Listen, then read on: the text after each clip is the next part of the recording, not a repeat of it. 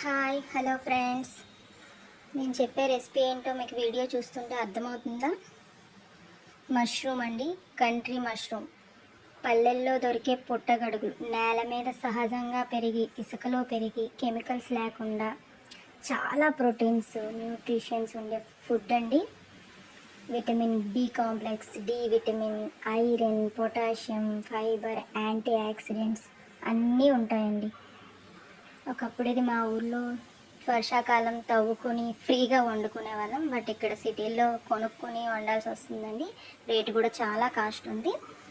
Oil తీసుకొని ఉల్లిపాయ, పచ్చిమిర్చి, కరివేపాకు బాగా వేయించి కలుపుతూ వేయించండి.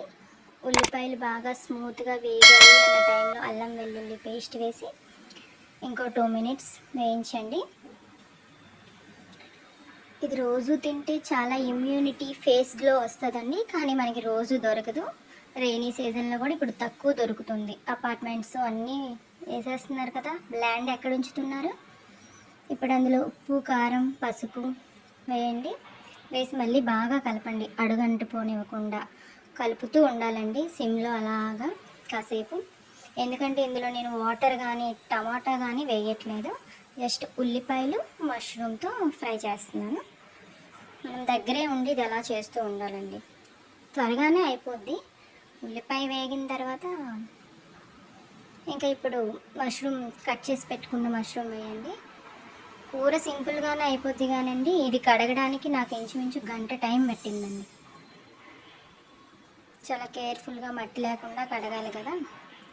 అందులోనూ ఇప్పుడు ఇది మటన్ కాస్ట్ కేజీ 1000 రూపీస్ కొన్నానండి. ఇయర్లో 3 టైమ్స్ దొరికింది అనుకుంటా కొనడానికైనా కూడా. మష్రూమ్స్ వేసాక బాగా కలపండి.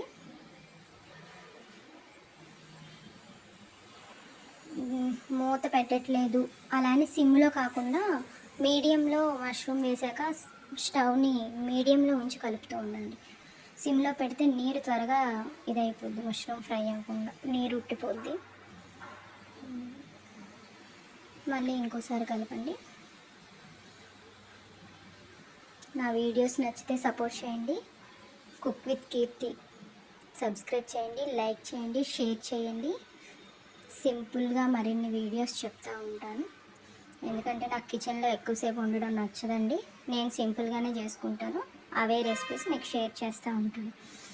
టేస్ట్ బాగుంటుందండి. సింపుల్గా అని ఏమీ టేస్ట్కి మీకు తేడా ఉండదు. టేస్ట్ చాలా బాగుంటుంది, ఏదైనా వెజ్ అయినా నాన్ వెజ్ అయినా. ప్లీజ్ సపోర్ట్ మీ. ఇప్పుడు లాస్ట్ ఇంకా అయిపోవచ్చింది స్టేజ్లో గరం మసాలా వేసేసుకోండి.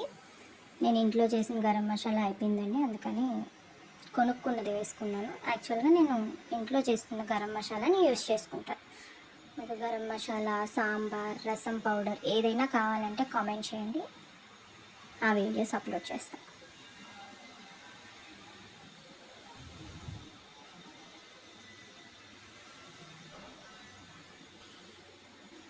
ఇప్పుడు ఈ స్టేజ్లో మూత పెట్టండి. మూత జస్ట్ 5 మినిట్స్ అండి, 2-3 మినిట్స్ పెట్టాక చూడండి వాటర్ లేదు, ఇంకొంతసేపు ఉంటే అడుగంటిపోయే స్టేజ్లో స్టవ్ ఆపేసేయండి. Bye friends.